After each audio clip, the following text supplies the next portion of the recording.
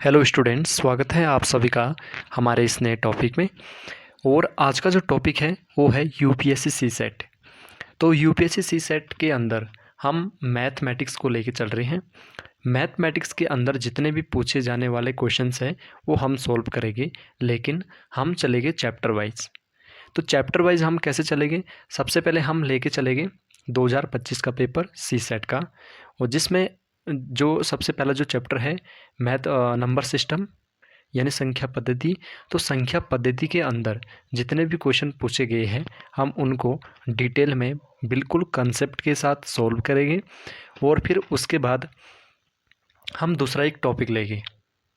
फिर इस प्रकार से हम क्या करेंगे, 2025 का, फिर 24 का और फिर 23 का, इस प्रकार से जितने भी है वो सॉल्व करते जाएंगे जितने आवश्यक है। तो जैसे कि आप सबको पता है कि जो सी सेट होता है यूपीएससी के अंदर, जो सी सेट है, सी सेट के अंदर जो टोटल क्वेश्चन होते हैं वो होते हैं 80 क्वेश्चन। और इन 80 क्वेश्चन में से हमें सिर्फ 33% का स्कोर करना होता है, और ये क्वालिफाइंग पेपर होता है। इसी के बाद जब हमारा क्वालिफाई हो जाता है तो जीएस जो पेपर फर्स्ट है वो इसके बाद ही चेक होता है।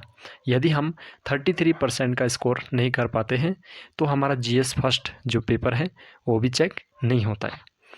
तो ये तो आपको जानकारी होगी, क्योंकि यदि आप एक यूपीएससी एस्पिरेंट्स हैं तो इन सारी चीज़ों की जानकारी आपको होना आवश्यक है।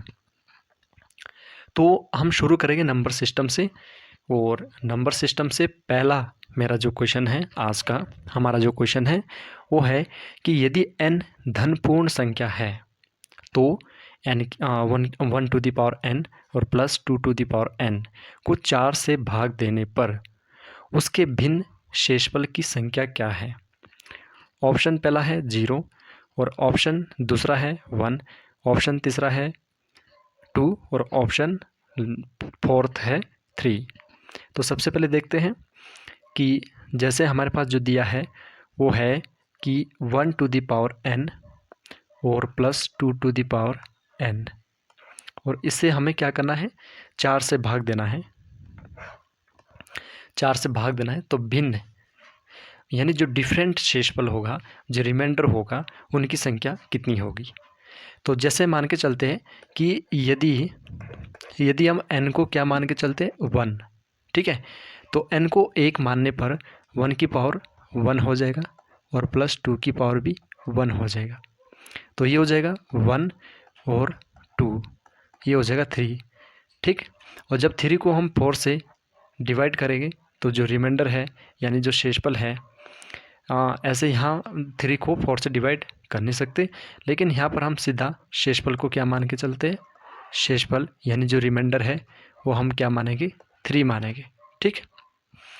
फिर दूसरी कंडीशन क्या है कि यदि जो n है उसको हम क्या माने, 2। तो n को 2 मानने पर 1 की जो पावर है वो कितना हो जाएगा, 2, और फिर 2 की जो पावर है वो कितनी हो जाएगी, 2।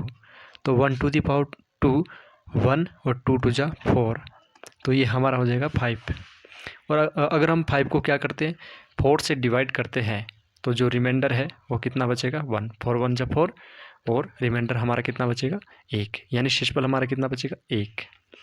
इसी प्रकार से यदि हम n को लेते हैं 3, तो 1 की power 3 plus 2 to the power 3, तो ये हमारा हो जाएगा 1 प्लस 8 यानी 9।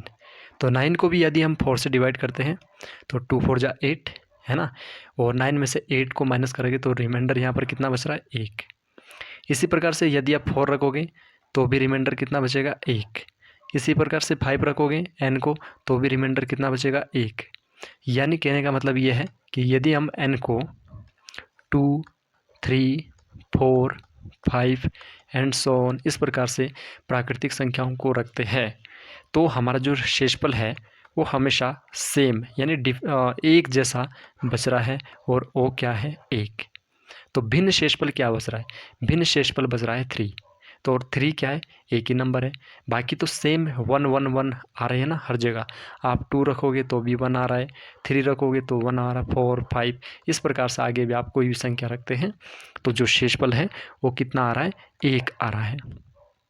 तो जो डिफरेंट है यानी जो भिन्न शेषफल है उसकी संख्या कितनी है? 1।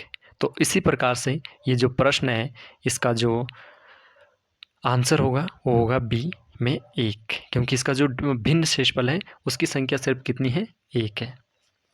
और इसी प्रकार से नेक्स्ट क्वेश्चन है,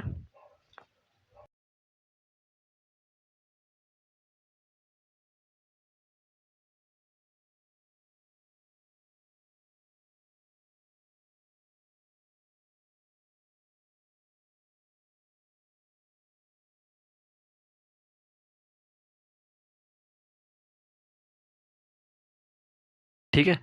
तो अब मेरे पास एक क्वेश्चन है कि मान लीजिए पी क्यू क्यू क्यू, यानी क्यू को 3 टाइम्स लिखा हुआ है, यानी कोई 3 अंकों की संख्या है।